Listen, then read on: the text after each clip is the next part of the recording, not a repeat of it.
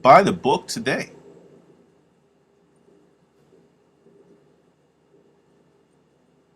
Hey, this is Glenda. We're making money with storage unit auctions.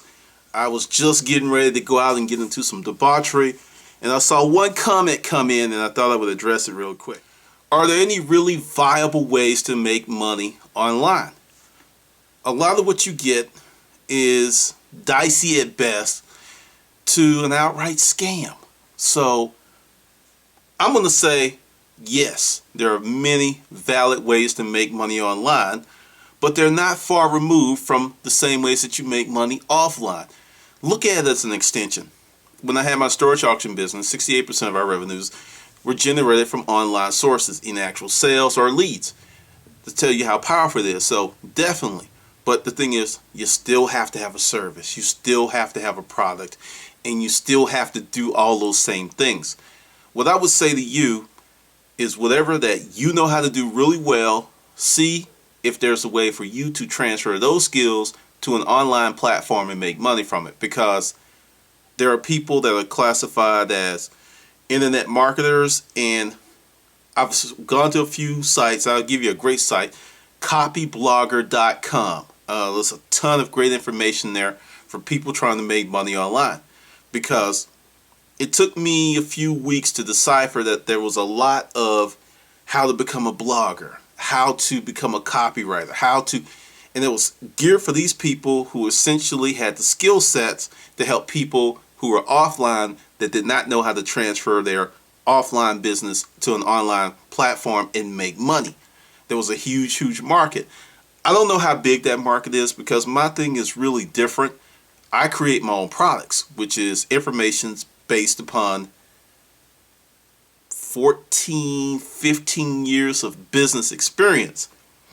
I couldn't do what I'm doing now if I didn't do the things I did back then. And also know that you may have some experiences that could get you paid now. Knowledge is the most valuable commodity I know of, aka Gordon Gekko. I'm telling you, that is the truth. It is.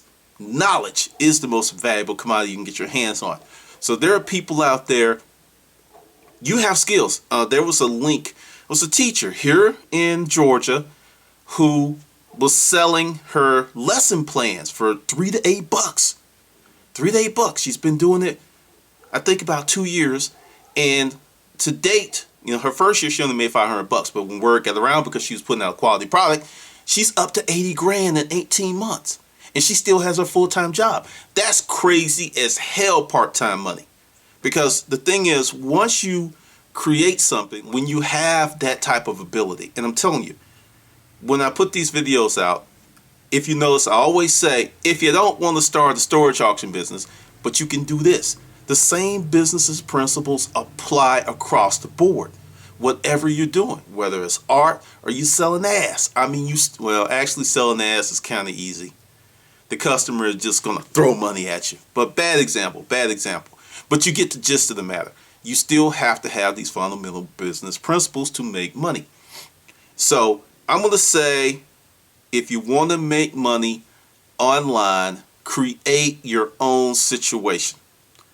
If you try to do what others have done, and I need to do that review on the illusions of entrepreneurship, because the guy makes valid point after valid point after valid point. It is a killer book, and I'm going to highly recommend that everybody go out and scoop up a copy, because if you want to start a business, this is something you need to read.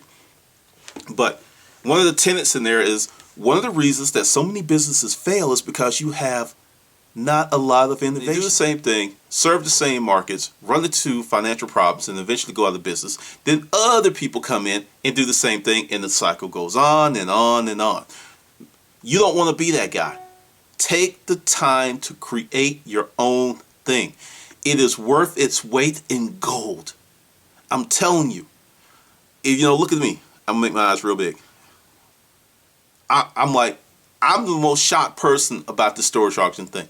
This is how I thought it was going to go. I was going to write the book, piss off the regulars here, and I was supposed to be working on. I'll give you the name of the book. It's called the Candy Shop. It's a it's a CIA type deal. You know, I can't get into many details because deals are hard to come by. So if you got something good, you need to go ahead and legally protect it. So when I write the book and copyright it, I can talk about it all day long because I did it first. I haven't seen anything like it. Then I have like 6 more ideas that I am not seeing in the current marketplace. That's what you have to do. Do what's different and do it well. I'll tell you a story. Everyone knows about rollerblades, but they don't know how the rollerblade craze was started. There was a company, they were making rollerblades, and their primary customers were hockey teams. So they didn't have to have ice to practice. And they hired this woman, I forget her name, but the story was in Inc. magazine years and years ago. And she came on, and they wanted to increase their, business. They wanted to serve different markets. And she looked at it.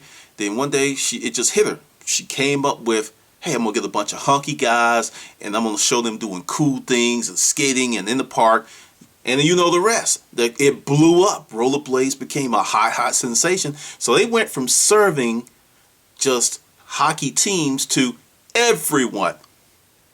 And they already had the manufacturing facility, they already had the product.